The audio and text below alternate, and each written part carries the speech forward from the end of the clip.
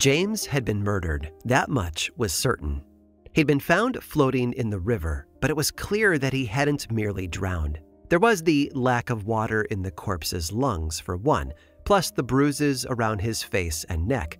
And finally, most damning of all, the deep cut, grinning across the dead man's throat. Which all led to one very important question. If James Stansfield had been murdered, then who exactly had killed him? To answer that question, authorities gathered Stansfield's next of kin, and then the family was instructed to move the body into its coffin. As Stansfield's son Philip attempted to lift him at the shoulders, something a little messy occurred. To quote a pamphlet from the time, "The blood sprung out upon Philip Stansfield's hand, at which, wiping it upon his coat, and struck with terror and remorse, he cried out, 'Lord, have mercy upon me.'" Philip, you see, had reason to be frightened because he was immediately arrested and executed for the crime of his father's murder. Let me explain. In 1688, they certainly lacked the forensic technology we have today, but authorities did have another way to identify a killer.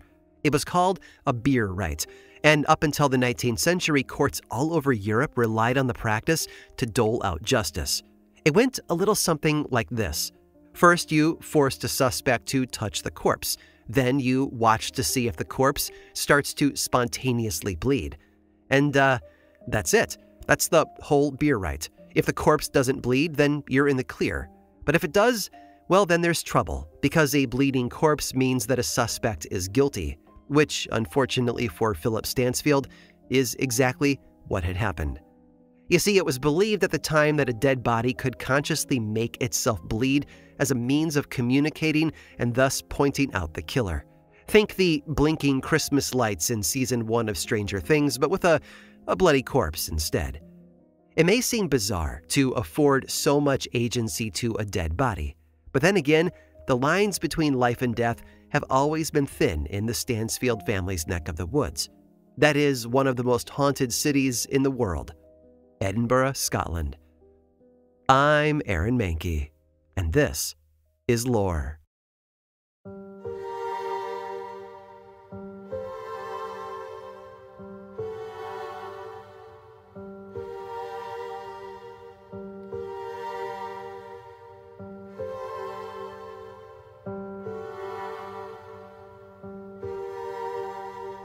Edinburgh has always been a city of ghosts. It's impossible to take a step over the cobbled streets of the Scottish capital without walking over history, and I mean that literally. If you've been around long enough to remember our previous Edinburgh episode, you'll know that this is an old city built atop an even older one. That is, there is a labyrinthine, shadowy version of the town hidden beneath the modern streets, sealed away in a series of underground vaults.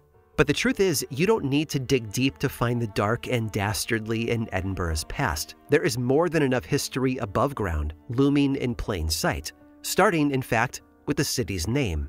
Edinburgh, you see, comes from the ancient Gaelic Din Edin, which translates to fort on the hill, because that plot of land was once indeed a fort.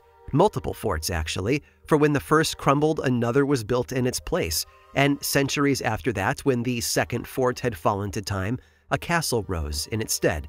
With the castle came further development, and lo and behold, by 1329, Edinburgh was awarded a royal charter. A city was officially born. And with it came art, music, culture, but also suffering. Like any city, there were the haves and the have-nots. The have-nots struggled to eat, to live, to escape disease. They often lost their homes in fires, and a growing population made finding a new home next to impossible. All of which, well, grossed out the upper class. And so Edinburgh's elite built a new part of the city just for themselves. Now they could live in clean, bright, fresh neighborhoods where they wouldn't have to, God forbid, look at a poor person. And thus, New Town and Old Town were born. By the 1800s, the Old Town became known as Auld for the smoky pollution stinking up the old city. Meanwhile, the New Town, which had become a philosophy hub as Athens once had been, became known as Auld. Yeah, the pun is rough, even by my standards. New and old, above and below, rich and poor. Edinburgh had become a city of contrasts, of polar opposites existing uneasily side by side, and that includes the living and the dead. Take, for example, the story of Lauriston Castle. Squatting on 30 acres of parks and gardens, Lauriston began as a lavish medieval building belonging to a man named William Lauriston. Over the years, it changed hands again and again, and with each new era, the building shape shifted as well. The castle might be destroyed or worn down, only to be built up again anew, until finally the property settled into the form of a sprawling stone manor house. Now, it's hard to describe just how Count Orlok-worthy this place looks without seeing it for yourself, but let's just say the gray rock and austere, angular turrets make the building resemble some kind of severe boarding school for troubled schoolboys, from which they would never return. It's not exactly inviting. But the most unnerving feature of the house isn't its looks at all. It's actually a secret room. It's known as the Prophet's Chamber, and it can only be found by those who know where to look. First, you have to swing open an otherwise ordinary-looking window shutter in an old hall. This reveals a hidden stairway so narrow, stepping into it feels like climbing down a monster's throat. Eventually, the stairway leads to an empty stone chamber. Or well, almost empty. It contains a stone platform, a tiny window, and most notably, a spy hole. Through this spy hole, anyone in the Prophet's Chamber could hear and see directly into the castle's main apartment. And to this day, no one knows exactly what was being watched, or even worse, who was doing the watching. Today, Lauriston Castle is owned by the city of Edinburgh itself and serves as a museum rather than a residence. Or rather, there are no living residents, but if the stories are true, there are plenty of dead ones. Visitors to the castle have heard rustling silk and phantom footsteps. Objects move on their own, and finally, a mysterious human figure has been heard shuffling around the castle in a pair of slippers, allegedly the restless spirit of a former butler. One of the most detailed accounts of this particular ghost comes from a man named John Fairley. Fairley was the curator of the castle during the early 1900s and lived in a detached house elsewhere on the property. But one night, the housekeeper happened to be away, and so Fairley decided to spend a night within the castle walls instead. At first, all was well. Fairley got into his nightclothes, climbed into bed, and drifted off to sleep. But then, just after midnight, he awoke with a start. Although he was supposed to be the only person in the house, he distinctly heard the sound of footsteps. And not just any footsteps, but the distinct noise of someone shuffling around in a loose pair of slippers. And to make matters worse, the footsteps were heading his way. And soon enough, the intruder was right outside his door. Fairley held his breath. Steeling himself, he grabbed a flashlight from under his pillow, flicked it on, and shined it at nothing. There was no one there at all. Writing it off as the groaning of an old house, Fairley went back to sleep, but it wasn't long before he was awoken again, this time to a very different sound. He described it to a chronicler as, and I quote, the most appalling crash he had ever heard in his life, as if a bomb had struck the roof and exploded close to his bedside. This time, he lay perfectly still. He didn't dare move, at least not until he had come up with a plan. Finally, he gathered his courage and he sat up. Shining his flashlight around the room once more, the beam struck on something in the darkness. It was a heavy picture, and it had fallen off the wall, crashing to the floor below. Satisfied with this explanation, Fairley rolled over once more and went back to sleep. He wasn't interrupted again. Later, when asked if he thought the picture had fallen due to supernatural interference, Fairley adamantly denied it. It was only a nail, he insisted, rusted through with age. But as for the fellow in the slippers, well, even John Fairley himself had no explanation.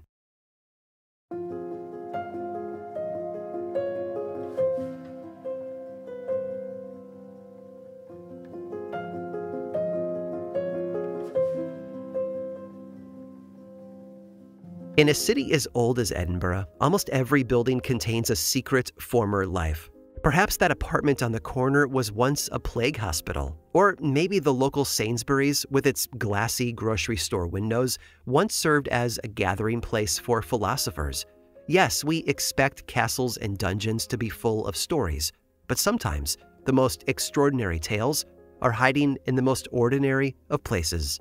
And what could be more ordinary than that place where so many land at the end of a long day to chat with friends, to have a drink and shirk off the burdens of the day, your friendly neighborhood bar? If you happen to live in the area of Edinburgh called Canongate, your local watering hole might be a spot called the Tolbooth Tavern. And the Tolbooth Tavern earned its name because centuries before it was a pub, it was, you guessed it, a toll booth. Now, as much as it would delight me to describe some sort of 15th century easy pass glued to a horse's forehead, that is not what we're dealing with here. The word toll booth in medieval Scotland referred to the civic buildings where your taxes would go. They also hosted council meetings, served as courthouses, and even transformed into prisons when the need arose. And it's this last usage that would earn the Tolbooth Tavern a rather unseemly reputation.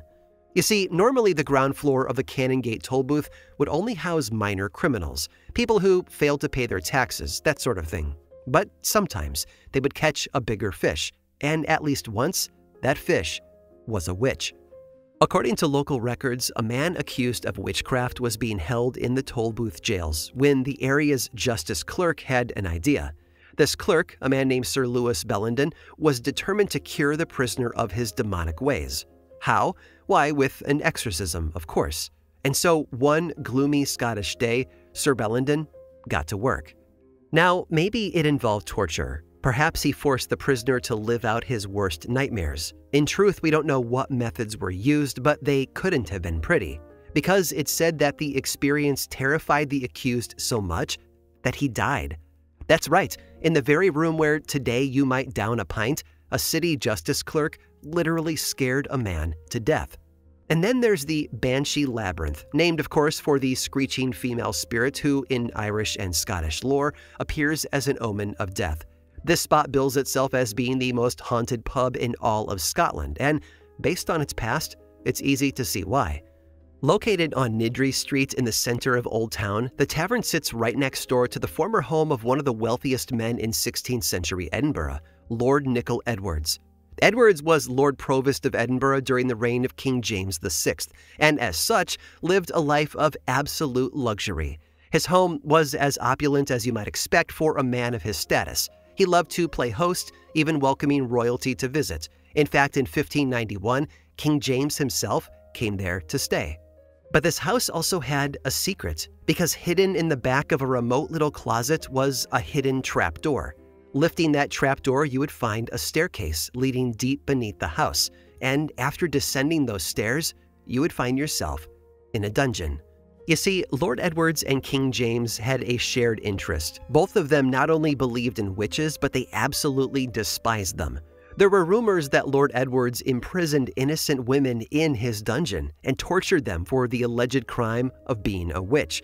And when the king came to call, well, some accounts claim that the king himself may have used the cellar dungeon as a base for interrogating accused witches so far beneath the surface of the earth that no one would ever hear their screams.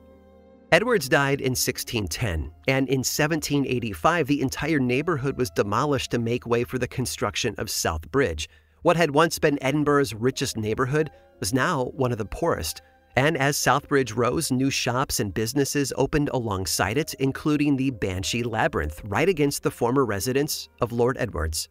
I can't tell you which came first. Maybe the pub got its name and the visitor came second, or maybe the Banshee appeared first and the tavern owners couldn't help but name the place in her honor. Whatever the case, a banshee is indeed said to haunt the former grounds of Edward's home, comprised of the discontented ghosts of the many women he tortured beneath the ground. In one tale, the pub was being renovated when one of the workmen spotted a woman in a gray dress weeping into her hands.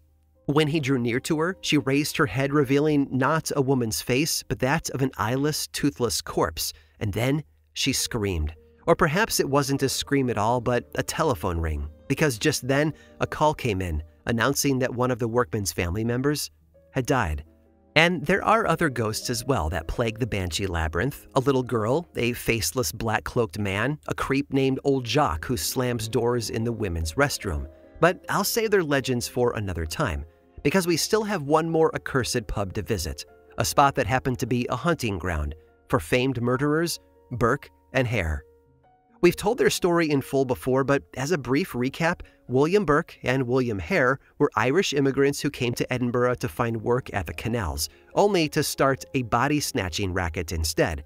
Over a single year, the duo murdered 16 people and sold their bodies to an anatomy professor at the University of Edinburgh. They preyed on the elderly, the homeless, immigrants, anyone who would vanish without a trace. In other words, the kind of folks who hung out at the White Hart Inn. In operation since 1516, the White Hart is located in Edinburgh's Grass Market and, unsurprisingly, hosts a bunch of uneasy spirits. There is the woman in the red dress, said to be a former sex worker and pub regular while alive. Whether or not she was a victim of Burke and Hare, though, no one seems to know. There's also a specter that appears only as a shadowy form behind the bar. Sometimes it trails down toward the cellar, but when the bartenders have followed it, the figure vanishes, leaving the cellar empty. Doors have been known to slam by themselves, and barrels sometimes roll from one end of the room to the other. Beer taps turn on unprompted, much to the bartender's chagrin. But my favorite has to be a ghost that dwells in the cellar. Or well, half a ghost. You see, this one takes the form of nothing more than a pair of legs.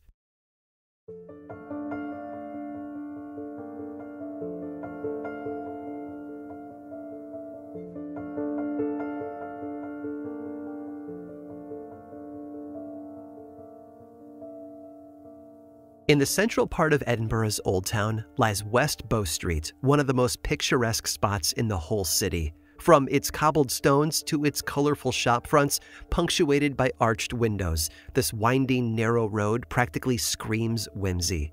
But there was a time when Bow Street echoed a very different kind of screaming. The year was 1670, and as a woman and her maid walked home along Bow Street, they saw something rather strange. In one home, then another, women stood at the windows laughing and shouting with manic glee. Some of them were clapping.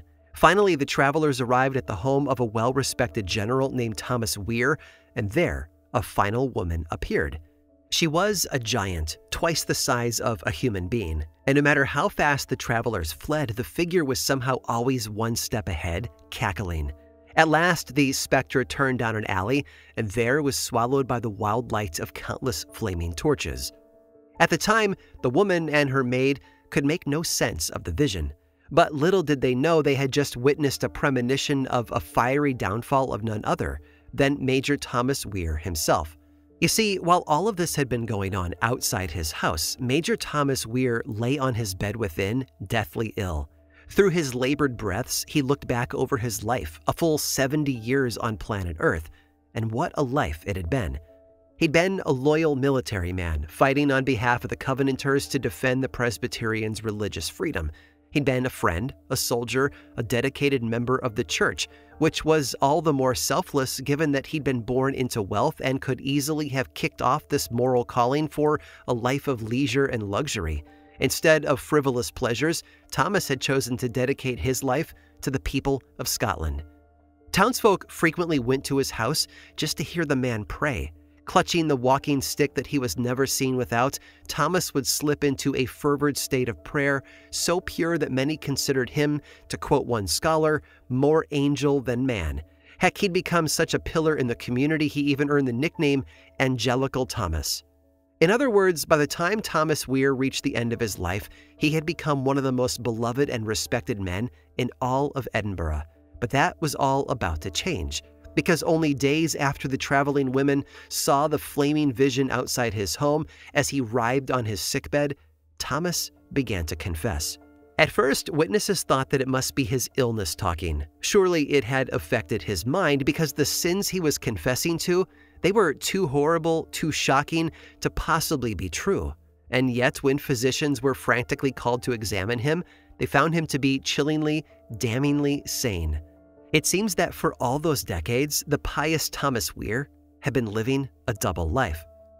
Weir insisted that, although he had never married, he had committed countless acts of adultery and even bestiality with a mare and a cow. Worst of all, he'd been sexually abusing his own sister for years, with whom he had lived most of his life. And all of this, Weir claimed, represented not even 1/100th of the crimes he had committed. Thomas's sister Jean corroborated his confessions, admitting that she had been a victim of incest from the age of 16 all the way to the age of 50, when the pious major grew tired of her. But not all of Thomas's crimes were quite so human. He also admitted to being a witch and a necromancer. Jean attested to this too. That walking stick that he was never seen without, which sported an eerie human face, by the way, Jean claimed that it was a gift from the devil himself, and it was no ordinary cane. No, it had magical powers. Take this quote from Sir Walter Scott, which I particularly love. He wrote, "It was noticed that when the stick was taken from him, his wit and talent appeared to forsake him." And it didn't end there. Jean said that their mother had also been a witch and had trained them both in the dark arts. She described rides in a flaming demonic coach and even told of having a spirit as a familiar. Although I have to say this last detail doesn't seem too sinister, because according to Jean, her familiar mostly spent its time being helpful, spinning, and I quote, "a prodigious amount of yarn." But suffice to say, 17th century Scotland wasn't stoked about this litany of sins, and so Thomas and his sister were both arrested. Their trial began on April 9th of 1670, and ultimately he was condemned as a devil worshipper, while his sister Jean was convicted of incest and sorcery. In mid-April of 1670, the Weir siblings were executed. Jean was simply hanged. Thomas was hanged and then burned at once. When Thomas ascended the gallows, he was told to beg the Lord for mercy, but he refused. "Let me alone," he said. "I will not. I have lived as a beast, and I must die as a beast." As fire rose around his body, his walking stick was flung into the flames beside him. There, doomed with its master, it seemed to twist and writhe in pain, as if it too were alive. For a century after his death, Major Weir's Bow Street home lay abandoned, at least abandoned by the living. Ghosts, on the other hand, seemed to fill every nook and cranny. Passers-by often saw the home full of lights and revelry. Howling ebbed through the cracked windows. The Major himself had been seen wandering the midnight streets and even galloping on a black, headless horse engulfed in fire. Others have seen Thomas and his sister board a spectral coach, which, according to legend, carries them down to hell. Of course, sneaking up to the house was a common dare among local children. Sir Walter Scott himself wrote, "Bold was the urchin from the high school who dared approach the gloomy ruin at the risk of seeing the Major's enchanted staff parading through the old apartments." In other words, the once angelical Thomas Weir would be forever known as the devil.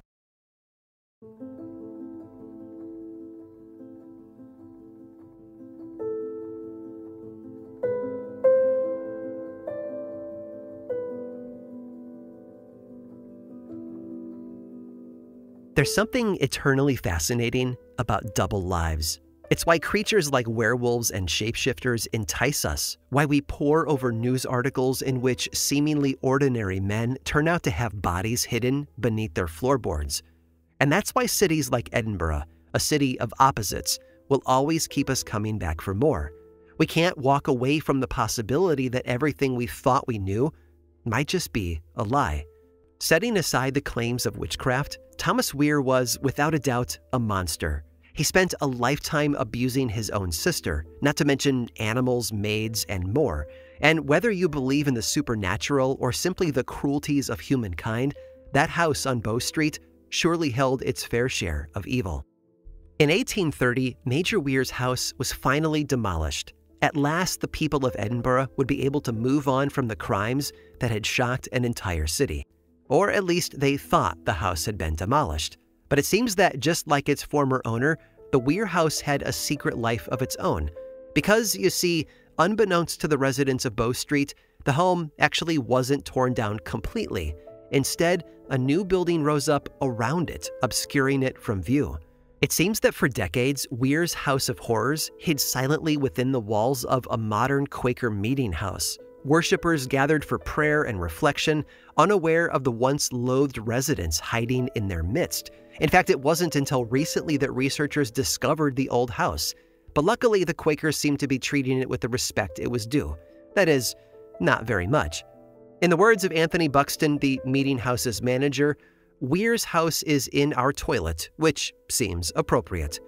Oh, and by the way, Major Weir's double life ended up immortalized in more than just architecture, because his tale is believed to have made an impression on a particular Scottish writer, Robert Louis Stevenson, the author of a little story called The Strange Case of Dr. Jekyll and Mr. Hyde.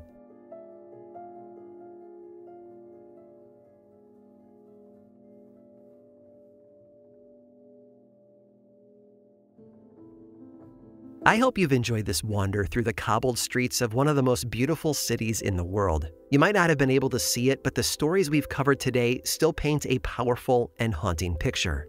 Our tour isn't over yet, though. If having a Scottish pub named after you sounds like a dream come true, think again, because there's one Edinburgh pub where the trouble might not be worth it. Stick around through this brief sponsor break to hear all about it. This show is sponsored by BetterHelp. Men today face immense pressure to perform, to provide, and to keep it all together. So it's no wonder that 6 million men in the U.S. suffer from depression every year, and it's often undiagnosed. It's okay to struggle, but if you're a man and you're feeling the weight of the world, talk to someone, a friend, a loved one, a therapist. I know how important and helpful therapy can be, and it isn't just for folks who have experienced major trauma. Therapy is helpful for learning positive coping skills and how to set boundaries, and it can empower you to be the best version of yourself. With over 35,000 therapists, BetterHelp is the world's largest online therapy platform, having served over 5 million people globally. And it works, with an App Store rating of 4.9 out of 5 stars based on over 1.7 million client reviews. It's convenient, too. You can join a session with a therapist at the click of a button, helping you fit therapy into your busy life. Plus, switch therapists at any time. As the largest online therapy provider in the world, BetterHelp can provide access to mental health professionals with a diverse variety of expertise. Talk it out with BetterHelp. Our listeners get 10% off their first month at betterhelp.com/lore. That's BetterHelp, HELP.com/lore.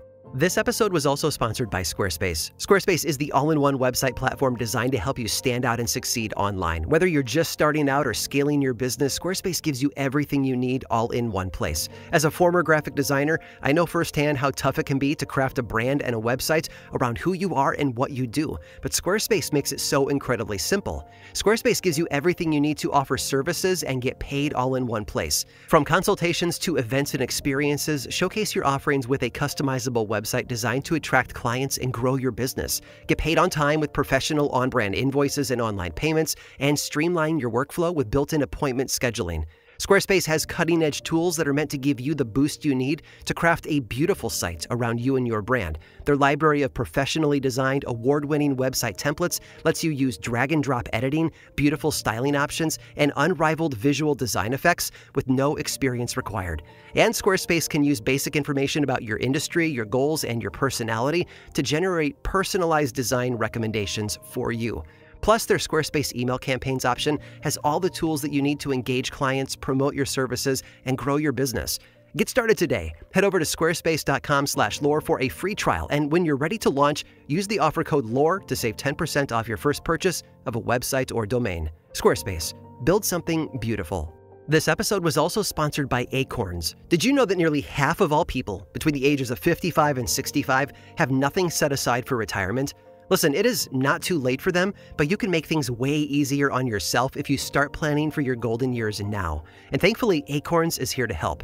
Acorns is a financial wellness app that makes it easy to start saving and investing for your future. You don't need to be rich. Acorns lets you get started with the spare money you've got right now, even if all you've got is spare change. You'd be surprised what just $5 a day could do. And you don't need to be an expert. Acorns recommends a diversified IRA portfolio that can help you weather all of the market's ups and downs. Plus, sign up for Acorns Gold and you'll get a 3% IRA match on new contributions in your first year. That's extra money for your retirement on Acorns. I know how intimidating the investment world can be, trust me, I do, but I also know that it's important for my future, which is why I love how easy Acorns makes it to jump in and just get started. I don't have to become an expert or learn a bunch of lingo. It's really that simple. Sign up now and join the over 1 million all-time customers who have already saved and invested over $2.2 billion for their retirement with Acorns. Head to acorns.com/lore or download the Acorns app to get started today. Paid client endorsement. Compensation provides incentive to positively promote Acorns. Tier 1 compensation provided. Investing involves risk. Acorns Advisors LLC, an SEC registered investment advisor. View important disclosures at acorns.com/lore. And finally, this episode was sponsored by Simply Safe. You know that moment at night when you're locking up, turning off the lights, and you just want to feel completely safe before heading to bed? That's what Simply Safe gives me. I've been using it for years now, and it's honestly changed how I think about home security. Whether I'm stepping out for the day or settling in for the night, Simply Safe gives me peace of mind. I can focus on what matters, rest easy, and go about my day knowing Simply Safe has my back in a crisis. And I want you to have that same confidence as well. Most security systems only take action after someone breaks in. That's too late. Simply Safe's new Active Guard outdoor protection helps stop break-ins before they happen. Their AI-powered cameras and live monitoring agents detect suspicious activity around your property. If someone's lurking, agents can talk to them in real time, turn on spotlights, and call the police, proactively deterring crime before it starts. Monitoring plans start at around $1 per day and come with a 60-day money-back guarantee. And Simply Safe has no contracts or hidden fees, and they were named Best Home Security System of 2025 by CNET. Maybe that's why over 4 million Americans trust Simply Safe. Visit simplysafe.com/lore to claim 50% off a new system with a professional monitoring plan and get your first month free. That's simplysafe.com/lore. There's no safe like Simply Safe.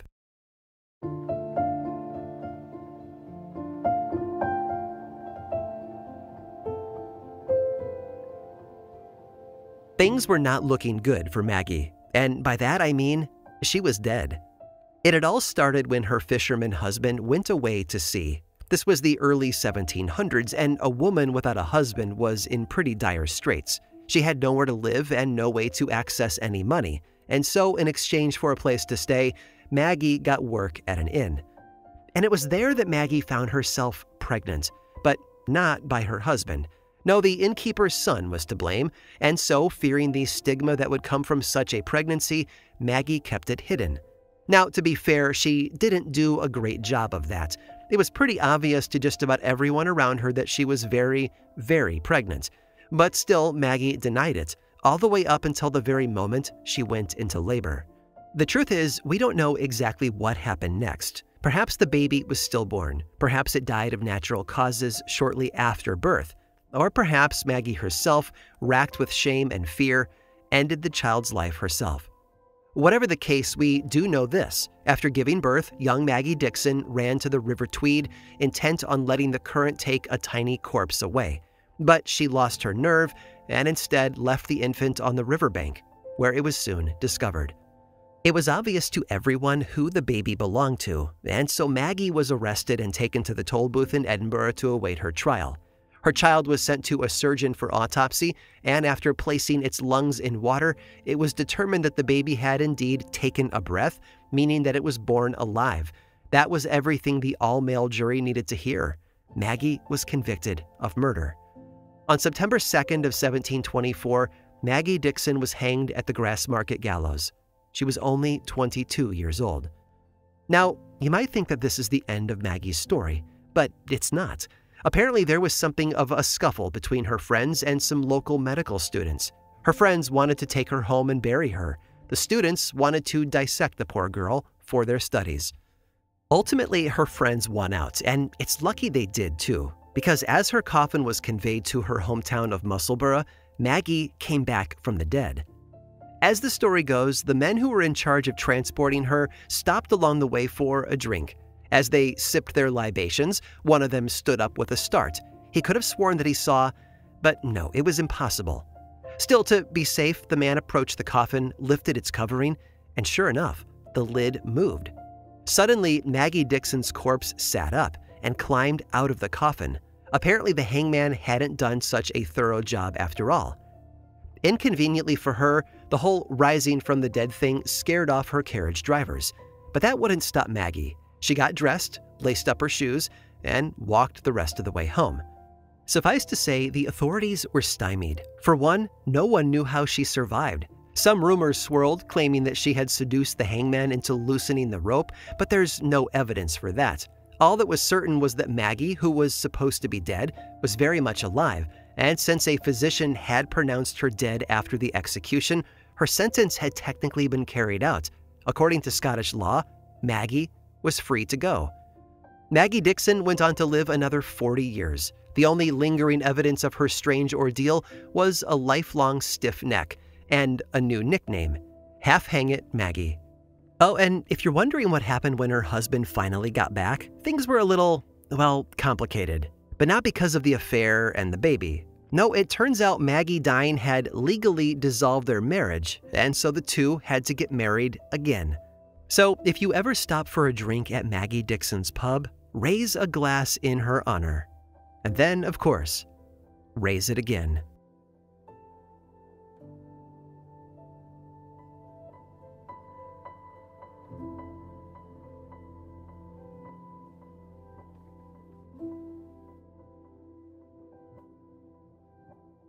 This episode of Lore was produced by me, Aaron Mahnke, and was written by Jenna Rose Nethercott with research by Jamie Vargas and music by Chad Lawson. Don't like hearing the ads? I've got a solution for you. There is a paid version of Lore available on Apple Podcasts or Patreon that is 100% ad-free. Plus, subscribers get weekly mini episodes called Lore Bites. It's a bargain for all of that ad-free storytelling and a great way to support this show and the team behind it. Lore is, of course, more than just a podcast. There's the book series available in bookstores and online, and 2 seasons of the television show on Amazon Prime. Information about all of that and more is available over at lorepodcast.com. And you can also follow this show on platforms like Blue Sky and YouTube. Just search for Lore Podcast, all one word, and click that follow button. And when you do, say hi. I like it when people say hi. And as always, thanks for listening.